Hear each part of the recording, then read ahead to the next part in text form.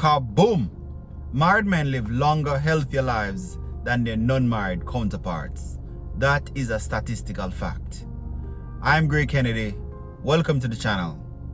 Listen, married men live approximately 9 years longer than their non-married counterparts. There are many reasons for that. But before I give you some of these statistical facts, I want to share a story with you. I once had a double-2 job, and they called us to a meeting. In this meeting, there is this lady who was trying to sell us insurance. One of the things that she tried to sell us was a cancer insurance. I didn't know that there was such a thing, but there's an insurance particularly for cancer. Most of us in the meeting weren't enthused about the meeting and we just wanted to leave. But I was half listening. She said something that shocked me. She said 1 in 3 women will have cancer. Sounds just about right. Then she said 1 in 2 men will get cancer. And the ball dropped.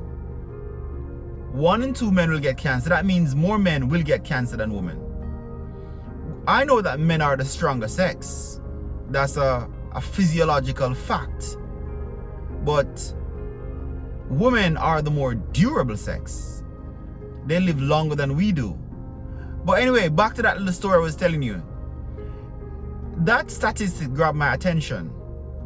And I was surprised by it because what surprised me is that men get cancer more than women. You would never believe that because I've never heard any campaign about any form of cancer that attacks men. The form of cancer I hear about most is breast cancer. And I'm thinking, gosh, this is a big surprise. It appears as if nobody really cares about the health of men.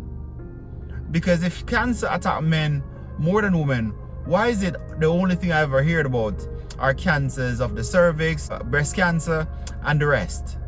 Every now and then you hear about prostate cancer that attacks men, but rarely. It's usually cancer of the cervix and breast cancer you hear about the most. People trying to bring awareness to those cancer. I tell you this story because I want to tell you this. Clearly, nobody really cares about men's health. Men are disposable, clearly. Women, on the other hand, seem to care more about their health, and society seems to care more about their health. Men usually have no one help them to take care of their health. Clearly, something is wrong there. And that is why men should create their own armies, their own little armies. Your own little army for me is your family. Those are the people who will advocate for you if ever you feel ill or get sick, which is almost inevitable at some point in your lifetime, maybe in middle age or late or afterwards. Now, men are very likely to get sick, but men who are not married are far more likely to get sick than married men. Men who are not married are far more likely to have cancer, cirrhosis of the liver, heart attacks, and all those deadly diseases. Clearly, marriage seems to protect men from certain things.